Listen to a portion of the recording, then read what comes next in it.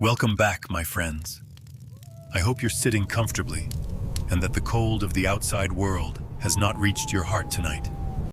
As we grow older, many of us believe our fighting days are long behind us, sealed inside old memories and forgotten winters. We wonder if our hands are still strong enough to protect what truly matters when the storm finally breaks. In tonight's story, a grieving 16-year-old girl refuses to accept silence as an answer. A police officer has vanished into the frozen woods, and a tired veteran, wrapped in a worn green jacket, is pulled back into a battle he never asked to fight again. He has no badge, no backup, only a loyal German shepherd who never doubts him. Before we begin, I warmly invite you to subscribe and join our family as we discover whether old courage can still save a life. Winter pressed down on Duluth like a held breath, Lake Superior sending knives of wind through the harbor streets, while snow erased color, sound, and the illusion that anything gentle survived this far north.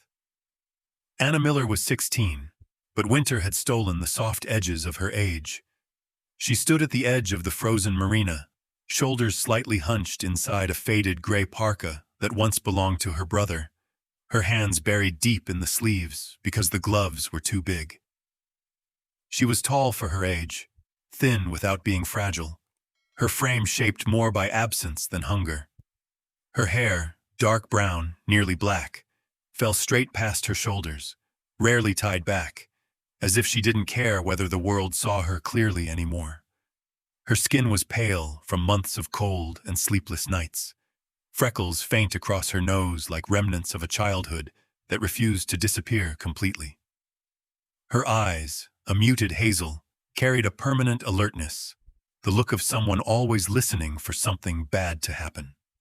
2 years earlier, Anna had still believed in after-school plans and laughter that came easily. Then Michael Miller died. Her brother had been 28, a Duluth police officer with a calm smile and a voice that always sounded steadier than the world deserved. He was broad-shouldered, built like someone who lifted more than he spoke. His brown hair always trimmed just short enough to stay professional, but never severe. He had a habit of rubbing the bridge of his nose when thinking, and he believed, stubbornly, that doing the right thing mattered even when no one thanked you for it.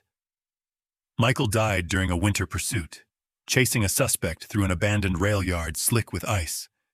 The suspect survived. Michael didn't. The official report used words like unavoidable and line of duty. Anna learned quickly that words could be both sharp and empty at the same time. Since then, silence became her closest companion.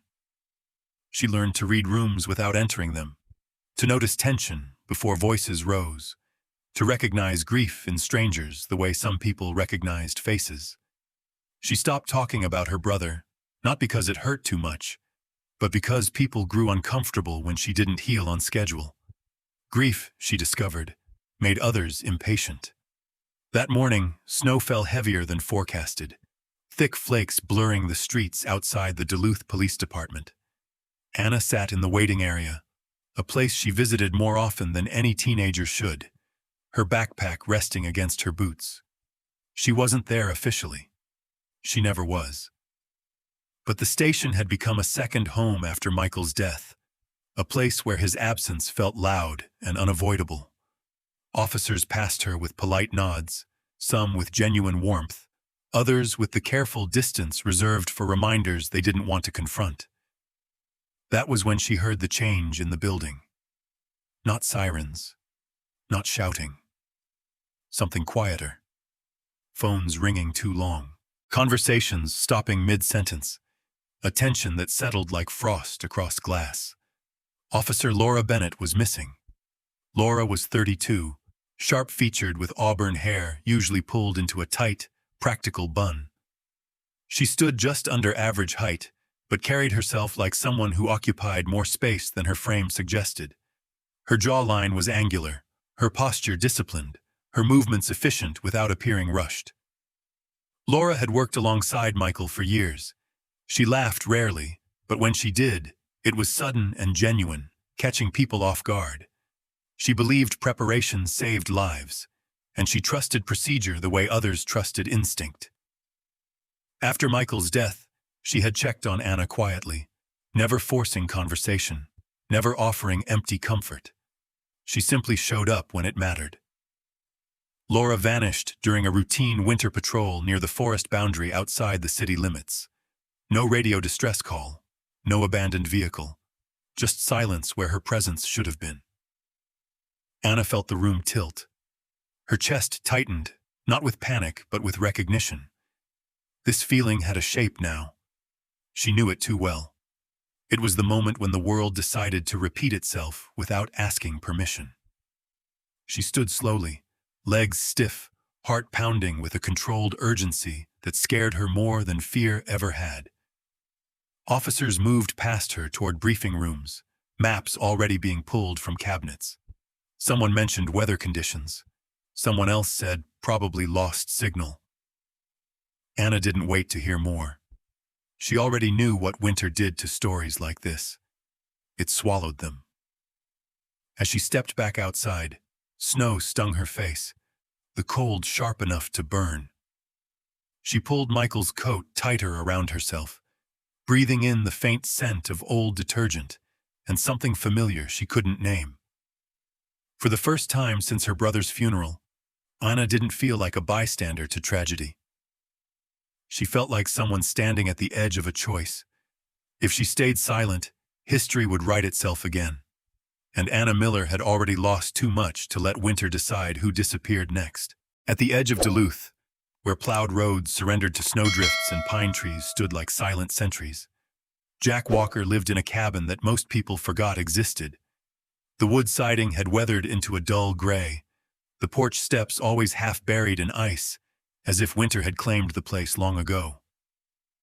Jack was 42, tall but slightly stooped, the kind of posture shaped by years of carrying weight rather than age. His face was angular, jaw squared and lined, with a nose that had been broken once and never set properly. A rough beard shadowed his cheeks, dark with threads of gray he refused to trim. His eyes were a deep steel blue, the color of cold water, alert even when tired. He wore the same faded green military jacket every winter, its seams frayed at the cuffs, a quiet refusal to let go of something that once made sense. Jack had been a soldier before the world taught him how easily order could collapse. Combat hadn't made him cruel, but it had stripped away illusions. He spoke little to strangers, not out of rudeness, but because words had failed too often when it mattered. People in town described him as distant, sometimes unfriendly, yet dependable in emergencies. The truth was simpler. Jack trusted actions, not promises. Inside the cabin, warmth came from a wood stove that crackled steadily, filling the room with the smell of burning pine. At Jack's feet lay Shadow, a 5-year-old German shepherd with a thick black and tan coat and a scar above his right eye, a pale line hidden beneath fur unless the light hit it just right. Shadow was broad-chested, powerful without bulk, his movements precise and controlled. Once trained for military service, injuries had ended his official career early, but nothing in his posture suggested retirement. His amber eyes missed nothing. Shadow didn't sleep deeply anymore. He rested, always ready. The local radio murmured in the background, its signal crackling through weather interference. Jack had tuned it out until a name surfaced through the static.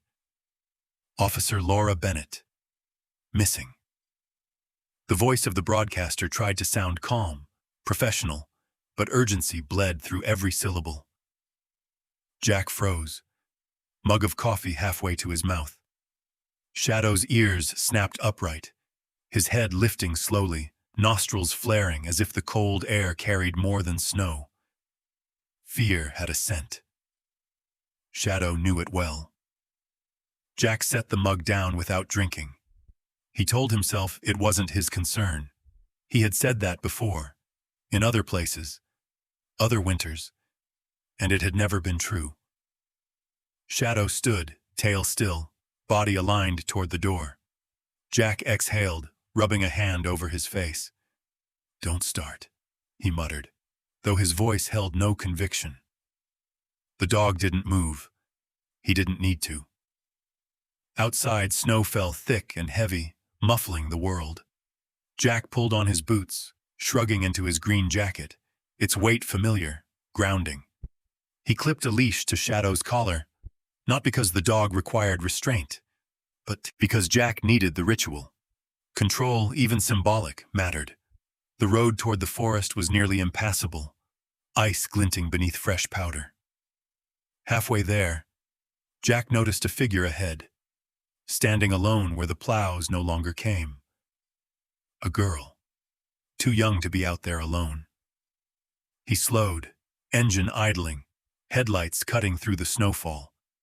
Anna Miller stood with her backpack slung over one shoulder, Michael's oversized coat wrapped tightly around her. Up close, Jack could see how young she really was beneath the rigid stillness. Her face was pale from the cold, lips pressed together as if holding something back. Her eyes met his without hesitation, steady and unflinching. The gaze of someone who had already lost more than she should have. Jack rolled down the window. Cold rushed in. "You're a long way from town," he said, voice rough but not unkind. "They won't find her," Anna replied immediately. Her voice was soft, but there was steel beneath it. "Not if they stay close to the roads." Jack studied her, reading posture, breath, the way she stood angled toward the forest rather than away from it. People ran from storms. This girl faced them. "You know her," he said. Anna nodded once. "She worked with my brother. He died out here, 2 years ago." She didn't elaborate. She didn't need to. Something tightened in Jack's chest, a familiar ache he never named. Shadow shifted in the passenger seat, letting out a low sound, not a growl but recognition. The dog's eyes stayed locked on Anna, assessing, accepting. Jack opened the door and stepped out into the snow. The wind cut through him, sharp and immediate. He closed the distance between them slowly, careful not to crowd her. "What's your name?" he asked. "Anna." Jack nodded. "I'm Jack, and this is Shadow." The dog's ears flicked at his name. Anna glanced at Shadow, and for the first time, something in her expression softened. Not hope, not relief, trust, the quiet kind. They stood there, snow collecting on shoulders and hair, the forest looming dark and endless ahead. No one asked where they were going. No one suggested turning back. The decision had already been made the moment the radio crackled, the moment a girl refused to look away, the moment a dog smelled fear on the wind. Jack tightened his grip on the leash. "If you're coming," he said, "you stay close." Anna nodded. She was already stepping forward. Behind them, Duluth faded into white silence. Ahead, the forest waited. The Superior National Forest swallowed them almost immediately, the trees rising dense and tall as the temperature sank well below zero, turning breath into fog and sound into something fragile. Snow lay deep and undisturbed, smoothing the land into a deceptive calm, as if the forest itself wished to deny that anything had passed through it at all. Jack moved first, his boots breaking the crust of ice with deliberate care. He had learned long ago that rushing through terrain like this only created noise and mistakes.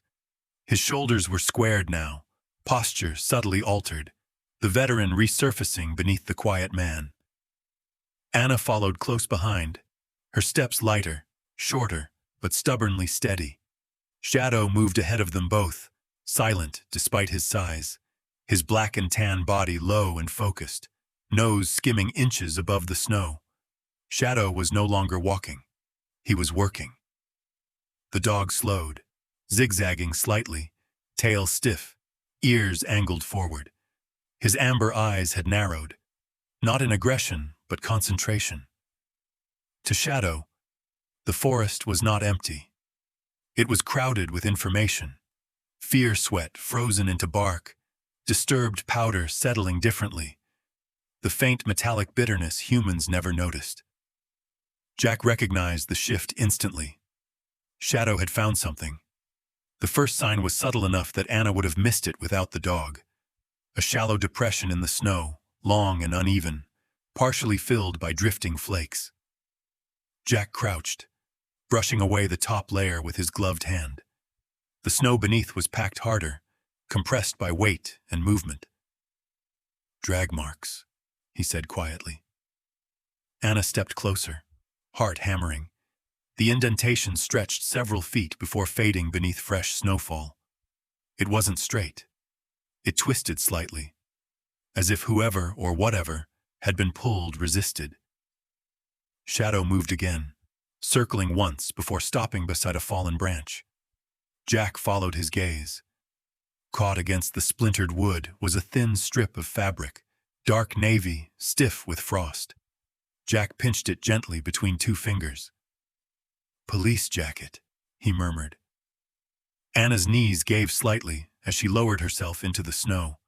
She reached out, stopping just short of touching the fabric, as if afraid it might disappear. Her hands trembled despite the gloves.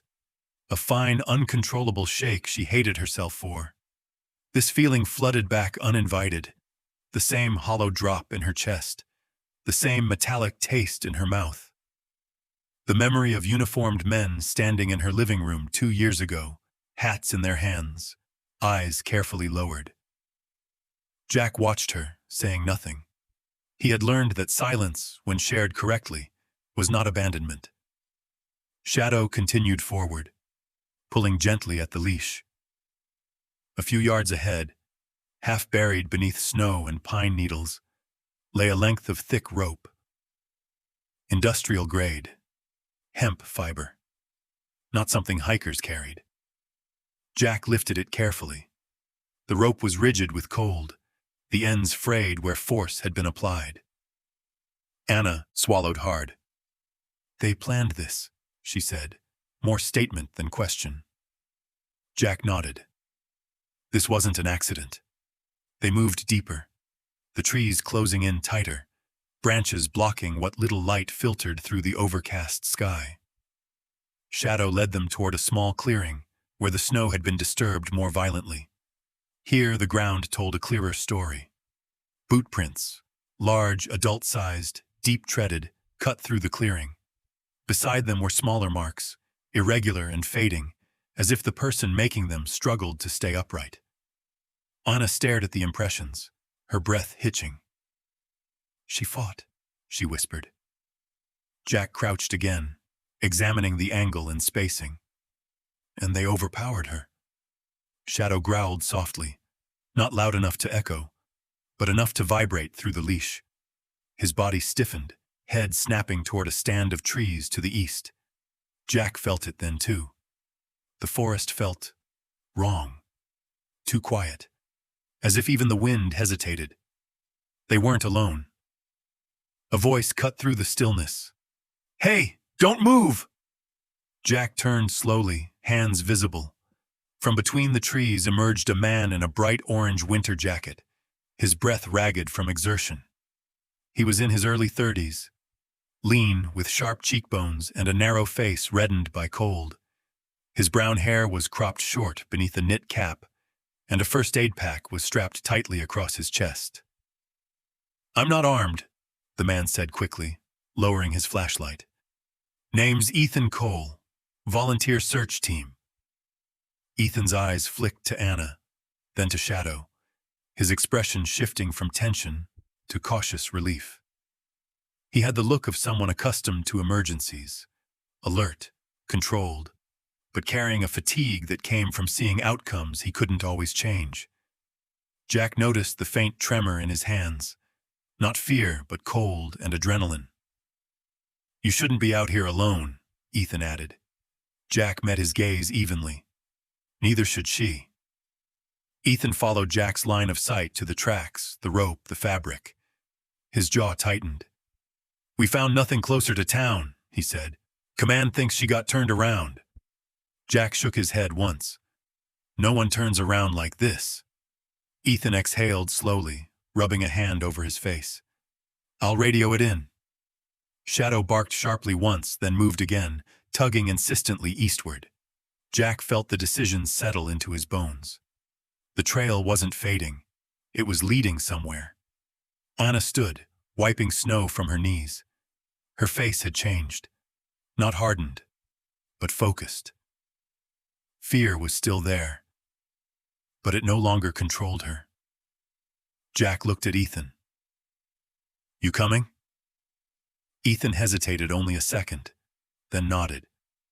I am now. The forest accepted them without comment, closing behind as they followed Shadow deeper into the white silence, unaware how much darker the truth ahead would be. The cabin appeared as if the forest had tried to forget it. Half collapsed and hunched beneath heavy snow, it sat in a shallow hollow between pines, its roof sagging under the weight of winters that had passed without care. The wood was gray and splintered, windows dark and clouded, the door hanging slightly ajar, as if whoever left hadn't bothered to look back. Shadow stopped abruptly 10 yards away. His body stiffened, ears high, nose working the air with slow, deliberate breaths. This place mattered. Jack raised his hand instinctively, signaling the others to halt. The cold had sharpened his senses. The veteran in him knew that danger rarely announced itself. Anna stood just behind him, chest tight, eyes locked on the cabin. Ethan Cole lingered to the side, flashlight beam steady but cautious, his jaw clenched in a way Jack recognized. Professional calm layered over unease. They approached together, boots crunching softly in the snow.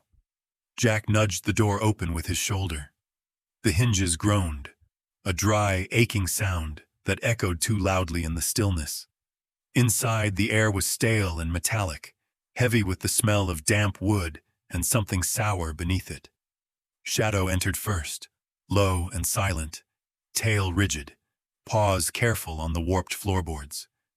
The flashlight beams swept the room, revealing what the forest had hidden. Against one wall lay several rolls of duct tape, gray and black, some partially used, their edges frayed. Nearby, coils of thick rope rested in a plastic crate, stiff from cold, fibers rough and industrial. On a crude wooden table sat 2 disposable cell phones, screens dark, batteries removed, tools of silence, tools of movement. Anna's breath caught. Her hands curled into fists at her sides as she took a step forward. Along the far wall were cardboard boxes stacked neatly, marked with black ink. Chicago, Milwaukee, Omaha. Familiar city names, written without emotion, as if people could be reduced to destinations. This isn't random, Ethan said quietly. His voice lacked surprise now. He had seen patterns like this before, small pieces of something larger that no one wanted to name too soon. Jack nodded, his jaw tightening. He moved further inside, crouching near a folding chair tipped onto its side. The seat was scratched deeply, parallel lines gouged into the plastic. He ran a gloved finger over them, already knowing. She fought, he said. Shadow stopped near a support beam and let out a low whine. Jack followed him. Wrapped around the beam were faint indentations, grooves pressed into the wood where rope had bitten hard. There were fibers still caught in the splinters. Someone had been tied there, sitting, waiting. Anna dropped to her knees without realizing it. The cold seeped through her jeans, but she didn't feel it. Her chest heaved once, then again as tears spilled freely. This wasn't fear. Fear had passed. This was rage, hot, overwhelming, and unfamiliar in its intensity. They took her, she whispered. They didn't lose her. They took her. Jack stepped closer, resting a steady hand on her shoulder. His grip was firm but gentle, grounding. We're not too late, he said, his voice low, unwavering. Not if we keep moving. Ethan scanned the room again, then moved toward a small back window. Outside, faint tracks led away from the cabin, partially covered by fresh snow. "They didn't stay long," he said, "and they didn't slow down." Shadow turned sharply toward the back door, letting out a short bark, decisive, urgent. Jack met the dog's gaze and understood. The trail was still alive. As they prepared to leave, a sudden crackle of sound broke the silence. A small radio, half buried beneath a blanket in the corner, sprang to life. A distorted male voice pushed through static. "Next pickup moves before dawn. Don't miss the window." Anna froze. Ethan swore under his breath. Jack felt the weight of the words settle like ice in his stomach. This wasn't just about Laura Bennett anymore. Shadow growled, deep and steady, eyes fixed on the doorway. Whatever waited beyond the cabin was closer now, and it was moving. Jack squared his shoulders, the green jacket creaking softly as he straightened. He glanced once more at the evidence left behind. The tape, the rope, the boxes. Then he looked at Anna, really looked at her. She had stopped crying. Her face was pale, streaked with tears, but her eyes burned with resolve. "Stay behind me," he said. Anna shook her head. "Not this time." Jack didn't argue. He simply nodded. They stepped back into the forest, leaving the cabin to its silence. Snow began to fall harder, as if the world itself was trying to erase what they had seen. But Shadow pressed forward, nose to the ground, leading them deeper into the dark. Behind them lay proof. Ahead of them lay pursuit. Night sealed the mountains in white, the snowfall slanting hard across a narrow road that led to an old lumber depot half buried in drifts. The building crouched against the slope like a forgotten animal, its tin roof rattling under wind, its wooden walls patched and scarred by time. Shadow slowed as they approached, muscles tight beneath his coat, breath measured. The scent here was sharp. Oil, cold metal, fear pressed thin by movement. Jack felt it settle into his bones. This was the place. They cut the engine and moved on foot. Jack's outline seemed to harden as he went, the angles of his face set, his shoulders rolling into a posture learned under worse skies. Anna followed, heart pounding but steady, her hands cold inside the sleeves of Michael's coat. Ethan Cole peeled off to the right, radio silent now, eyes scanning the tree line. He was pale under the headlamp, lips tight but focused, competence replacing nerves. Inside the depot, the air was warmer by a degree, thick with sawdust and the metallic tang of fuel. A single work light hummed overhead, throwing harsh shadows. Laura Bennett sat bound to a chair near the back wall, wrists taped tight, ankles cinched with rope. Her auburn hair had come loose, strands plastered to her temples with sweat. Her face was drawn, pale, but her eyes, sharp green, tracked movement instantly. She lifted her chin when she saw them, a flicker of relief crossing her features before discipline reclaimed it. Two men stood between her and the door. The first was lean and tall, early 30s, with a narrow face and jittery eyes that never settled. His blonde beard was patchy, his winter jacket unzipped despite the cold, hands shaking not from fear but impatience. The second was broader, heavier through the chest, late 30s with a thick neck and a scar cutting across his left cheek like a careless signature. He moved less, watched more, a hunter's calm without the honor. The lean man's hand dropped toward his pistol. Shadow moved first. The German shepherd launched low and fast, a dark blur against the light, jaws clamping onto the man's forearm before the gun cleared leather. The shot went wild, shattering a crate. Jack closed the distance in 3 steps, striking the second man with a shoulder that drove the air from his lungs. The fight was brief and brutal, a language Jack still spoke fluently. A knee, a twist, the crack of bone against wood. The broad man fell hard and didn't rise. Ethan rushed Laura, cutting tape with shaking precision. "You're safe," he said, voice firm, hands gentle. Laura's shoulders sagged as circulation returned, pain flickering across her face but not breaking it. She looked past Ethan to Jack and Shadow, recognition sharpening into gratitude.